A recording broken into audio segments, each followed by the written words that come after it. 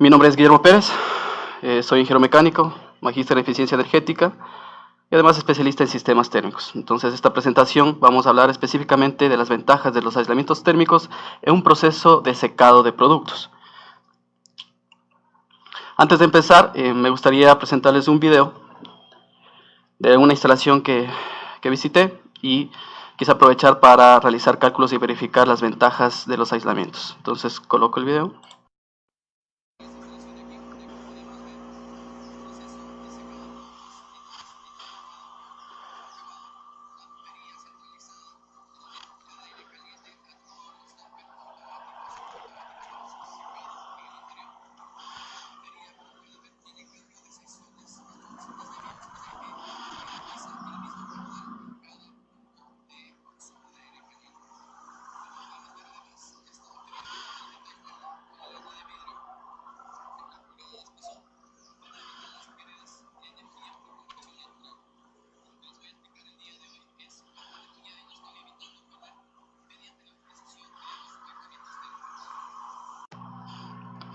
Muy bien. Bueno, entonces esta fue una instalación en una empresa que se dedica a secado de subproductos, en donde está conformado por un generador de aire caliente con quemadora diésel, una ductería centralizada, damper y bueno, ventiladores axiales para mezcla con el aire caliente y generar el secado.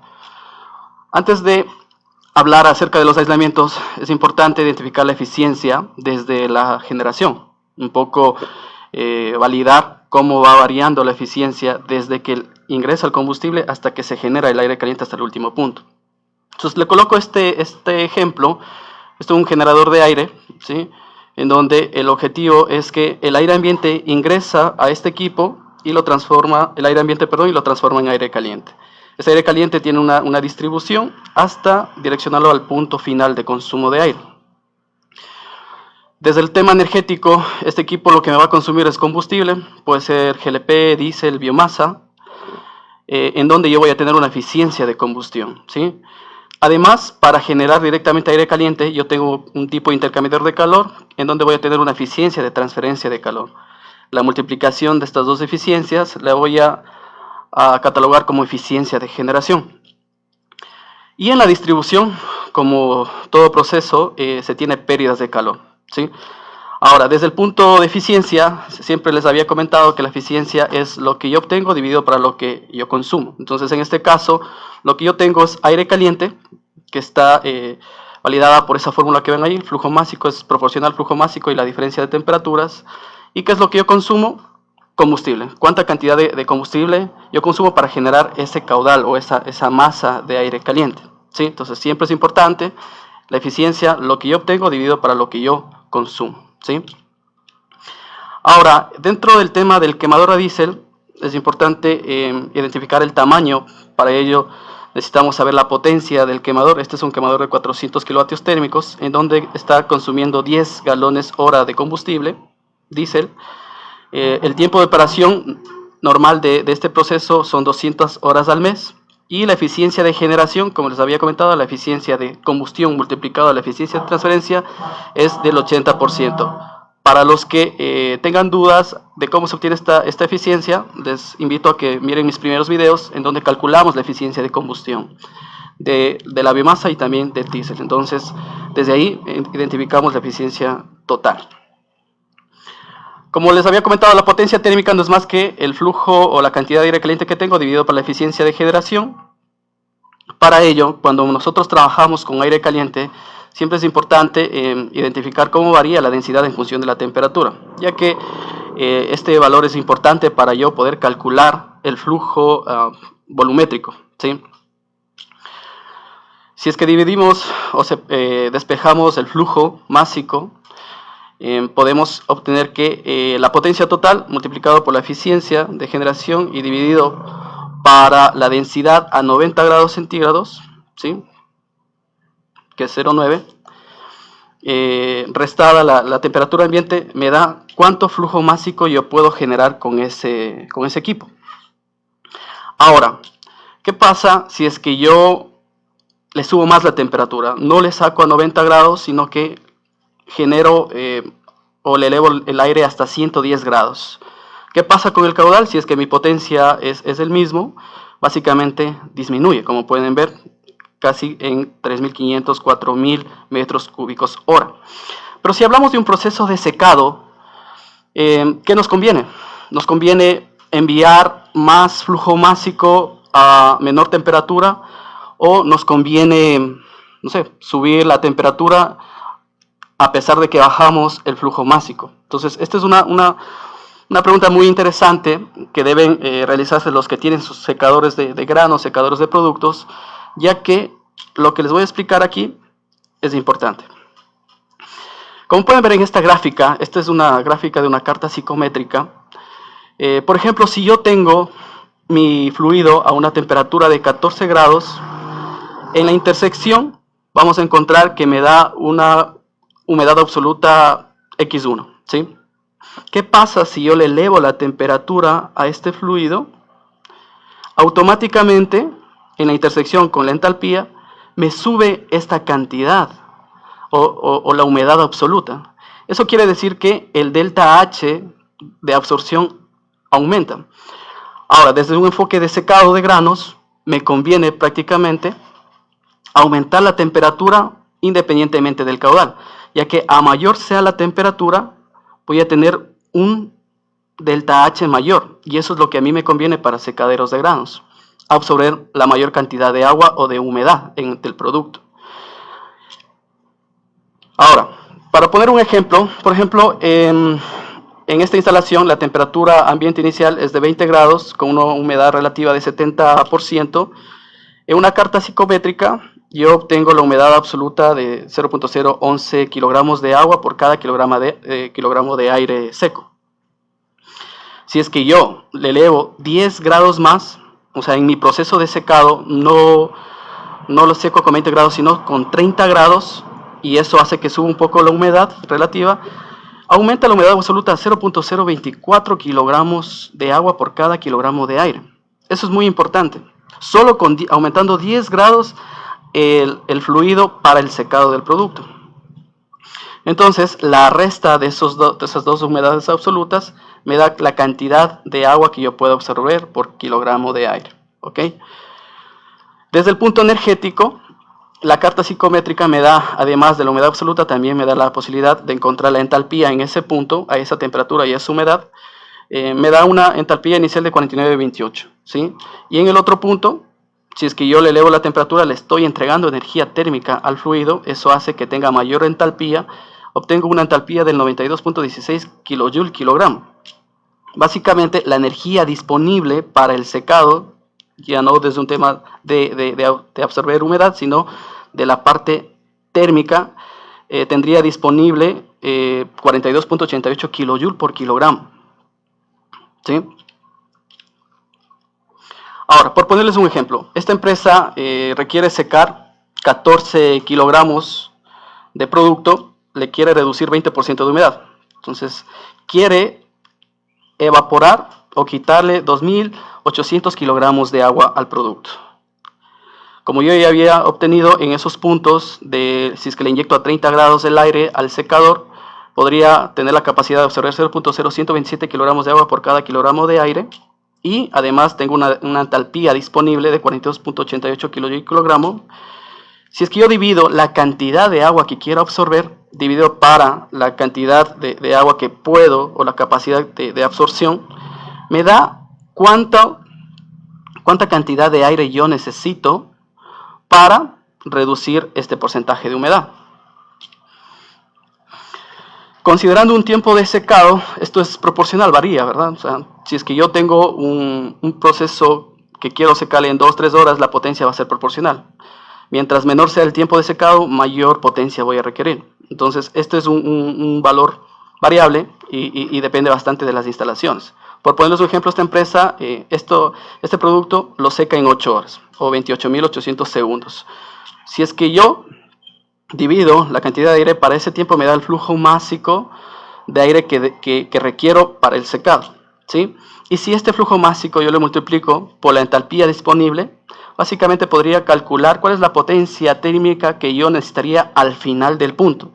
Recuerden que las eficiencias parten desde la generación de aire. Yo tengo una eficiencia por combustión, una eficiencia por transmisión de calor y otra eficiencia por pérdidas de energía en distribución. Básicamente, quitando todas esas eficiencias o todas esas pérdidas, al final yo necesito de 328, en este caso, kilovatios térmicos. ¿Ok? ¿Qué pasa si es que después de realizar estos cálculos, básicamente mi quemador no me da esa capacidad? Entonces yo tengo que variar básicamente o el producto, la cantidad, o la humedad, o aumento el tiempo de secado, ¿sí? Para ajustarme a la potencia o al tamaño del quemador que yo tenga disponible. En este caso real, básicamente se hizo mediciones, como pueden ver. La primera imagen es a qué temperatura llega al final del punto, en este caso 70 grados. Se realizó una medición, cuál es la temperatura de la superficie con el aislamiento y cuál es la temperatura de la superficie sin el aislamiento. Esta es más o menos la distribución de la ductería que ellos tienen. Como pueden ver, tienen cambio de sección. Esto es debido a que se garantiza un flujo másico constante en cada punto, ¿no? Porque aquí se aprovecha la ley de continuidad, de caudal velocidad es igual a velocidad por área. Y además aquí yo necesito el diámetro equivalente si es una sección rectangular o cuadrada. Entonces, como les había comentado, la temperatura de operación al final, al último punto, me llega a 70.2 grados. La temperatura en la superficie con aislamiento es 30 grados y sin aislamiento 44.5 grados. La temperatura ambiente en ese caso, más o menos 25 grados. Una velocidad del viento de 1 metro por segundo y las características del aislamiento que tiene esta ductería, que es lana de vidrio, más o menos, de acuerdo a las condiciones, 0.07 vatios metro Kelvin, y el espesor es de media pulgada. ¿Ok? Entonces estos son los datos puntuales de medición que se realizó en esta instalación. Para nosotros poder entender cómo se pierde la energía, es importante conocer ciertas definiciones de transferencia de calor. Para ello, un ejemplo práctico que les presento aquí.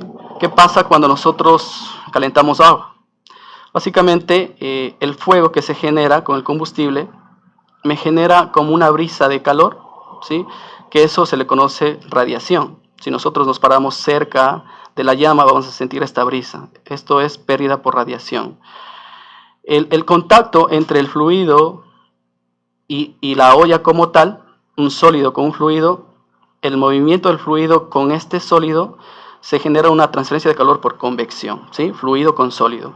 En cambio, esta olla, al ser un sólido, estar en contacto con esta manija de aquí, que también es sólido, se produce un efecto de transferencia de calor por conducción, básicamente entre sólido y sólido. ¿Cómo podemos nosotros traducir esto, lo que está pasando en la ductería? Básicamente, si nosotros tenemos una ductería que está circulando por el interior, aire caliente, sin aislamiento, si nosotros nos acercamos a esta ductería sin necesidad de toparle, vamos a sentir ya una brisa de calor. Eso quiere decir que estoy perdiendo energía por radiación. Y el contacto que se da el viento o el aire con la ductería como tal se llama convección, ¿sí?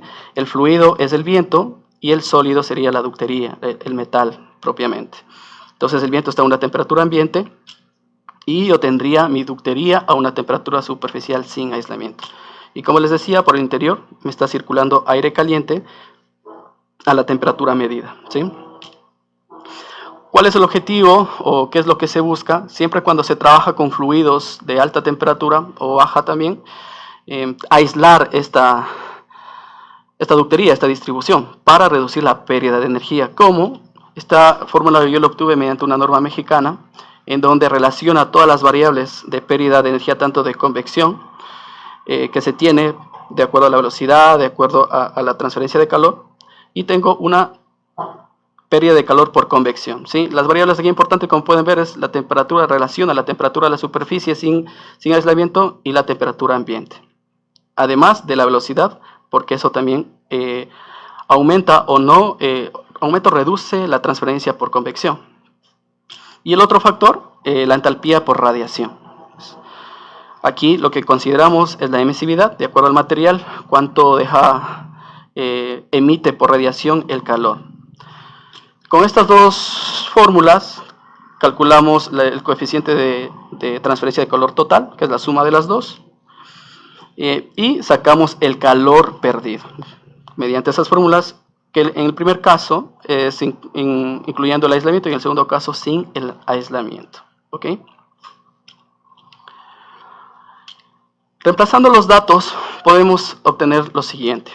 El calor perdido sin aislamiento, como puede ver, me da 2.34 kilovatios por metro cuadrado de ductería.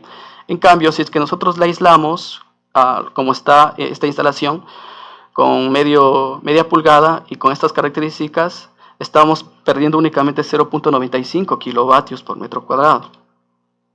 Si multiplicamos por el área total de la ductería que está conformado, me da cuánta potencia térmica perdería sin aislamiento, y de la misma manera en porcentaje, ya que el total es los 400 que yo tengo del equipo, o lo que me da el combustible.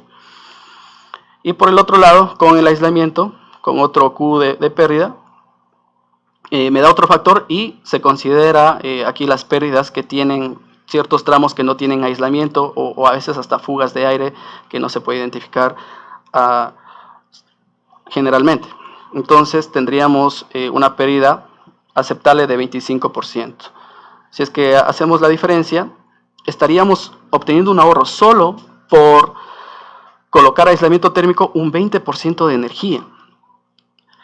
Ahora, si nosotros en el primer caso, con el aislamiento, restamos la potencia total, lo que se pierde con el aislamiento, al final me daría la temperatura que medí. Básicamente me está dando 71 grados, que es lo que yo estaba midiendo, más o menos 71 grados. ¿Qué pasaría si es que no le pongo el aislamiento? Eso haría que mi temperatura al final baje a 51 grados. ¿Sí? Entonces ese es otro factor, otra manera de identificar la falencia o la deficiencia en los sistemas térmicos, ya que de una temperatura inicial que me da el equipo, al último punto prácticamente me llega a mucha menor temperatura. Entonces eso quiere decir que estoy perdiendo energía térmica, ¿sí? Ahora, si es que vamos desde un enfoque económico, el ahorro que estoy obteniendo, básicamente la diferencia de con aislamiento y sin aislamiento multiplicado las horas de operación que ellos tienen, me da el total de energía ahorrada al mes, y esto al año, ¿sí? Nosotros, considerando unos $70 el galón y llevado a términos de energía, le multiplico el ahorro, la energía ahorrada por mes, y me da que colocándole ese aislamiento yo estoy evitando perder $697 al mes. Si multiplico por los 12 meses, básicamente el aislamiento me evita perder $8.371 al año. Entonces imagínense, por 80 metros cuadrados de ductería, estoy evitando perder $8.371. Más o menos una inversión de ese aislamiento para esa área, estamos hablando de unos $2.000, prácticamente en un mes estaría recuperada la inversión. Entonces muchas industrias, empresas no se dan cuenta de esta particularidad hasta que se lleva un tema económico, y basta con solo colocar aislamientos térmicos para poder darse cuenta cuánto nos estamos ahorrando de plata, ¿sí? Si hacemos un balance de energía, como pueden ver, básicamente la potencia útil con el aislamiento al final me llegaría a 244 kilovatios. La pérdida en generación, estamos hablando de 80 kilovatios que estoy perdiendo, 20%, y la pérdida en distribución 76 kilovatios. La suma de todos me da los 400 kilovatios total que tiene mi equipo, y como pueden ver, en distribución tengo 19% de pérdida, que es aceptable en distribución. En generación 20%. Esto se da a que este equipo también está conformado por un tema de transferencia de calor. Esto se podría mejorar si es que, por ejemplo, le colocamos aletas o el tema del material de la transferencia de calor y demás cosas. Con esta característica, el aire ambiente ingresa al equipo, me genera aire caliente y voy hasta el último punto como consumo de aire.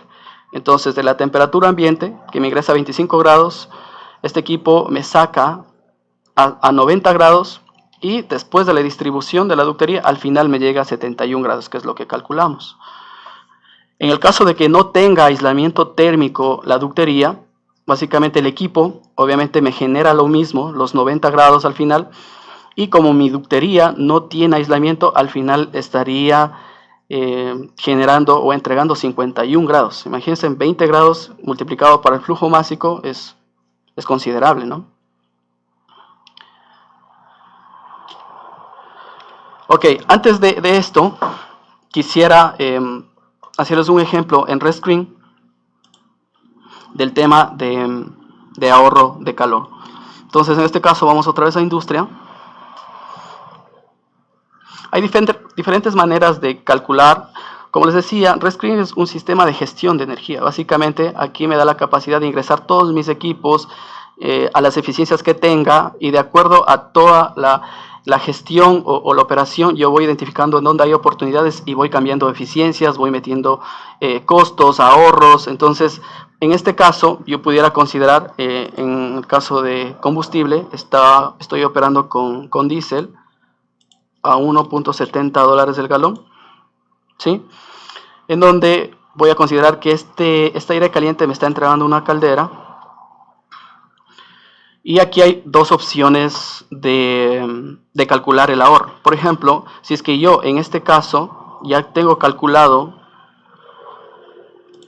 el ahorro total, yo puedo considerar que el ahorro definido por el operador ya es el 100% de confiable, ¿sí?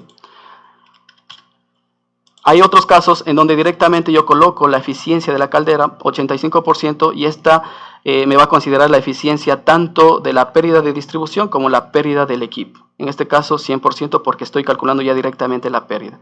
Entonces, por ejemplo, si voy a calor de proceso,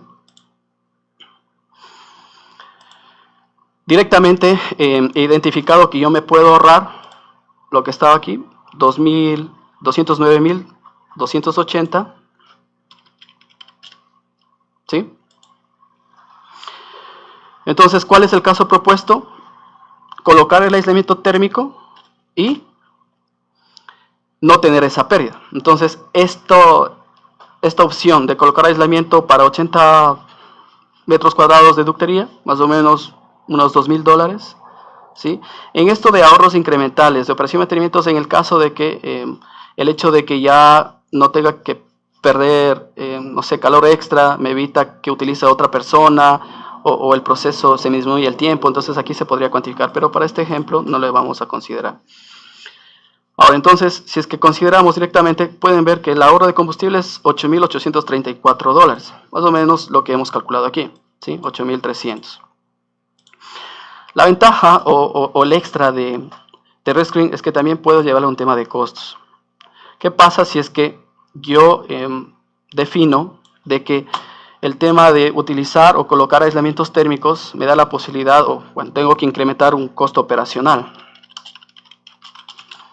Ya sea de que por mantenimiento del aislamiento, cada año debo, no sé, invertir $1,000 más, porque se me va acabando el aislamiento.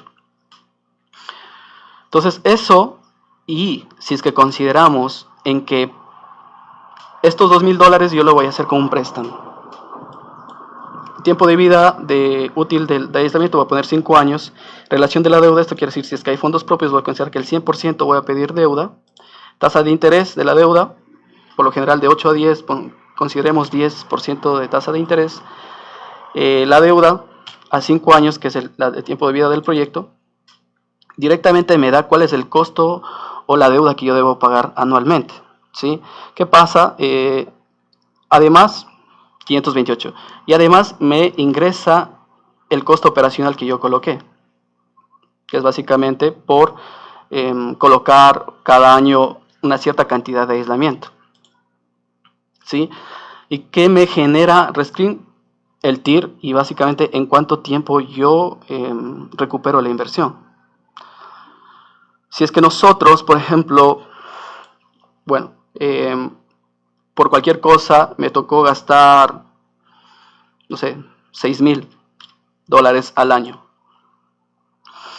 directamente me varía el TIR o el pago simple del retorno. Sin embargo, considerando en el caso de que en un año se me quemó, se me dañaron todos esos aislamientos, yo tengo una holgura grande para recuperar la inversión, ya que el ahorro anual que estoy obteniendo es casi $8,800.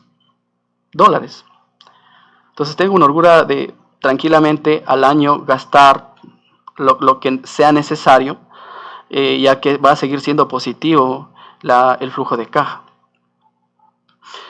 Como les decía, esta herramienta se puede meter. Aparte de eso, me da una relación de cuántas toneladas estoy evitando generar al colocar los elementos y al evitar perder esa energía que se traduce en ahorro de combustible o de diésel. Entonces, todas estas herramientas me entrega Rescreen. ¿Ok? Muy bien. Entonces, como les había comentado, el objetivo de siempre de un sistema térmico es al final terminar con un balance de masa y de energía para poder identificar las características de a qué temperatura al final me llega el aire. Ya que esta temperatura al final, por ejemplo en este proceso, si es que se mezcla con temperatura ambiente, para bajarle a 30 grados, debo saber el flujo másico de cada uno, tanto del ventilador grande como el flujo de inyección de aire caliente. ¿Y qué pasa si es que yo le bajo o pierdo mucho energía? Me ingresa a menor temperatura y eso hace que yo necesite un equipo de mayor potencia o básicamente debería aislar la ductería. Bueno, como les había comentado, esto es uno de los ejemplos prácticos que veremos en los cursos que estoy ofertando. Por ejemplo, esto vamos a ver en calderas cuando calculemos las eficiencias de combustión de varios tipos de combustible. Además, reforzaremos el tema de evaluación financiera, como qué tipo de costos operativos se debe identificar, aparte del TIR, el BAN, el PRI, cómo va variando en función del riesgo, ¿sí?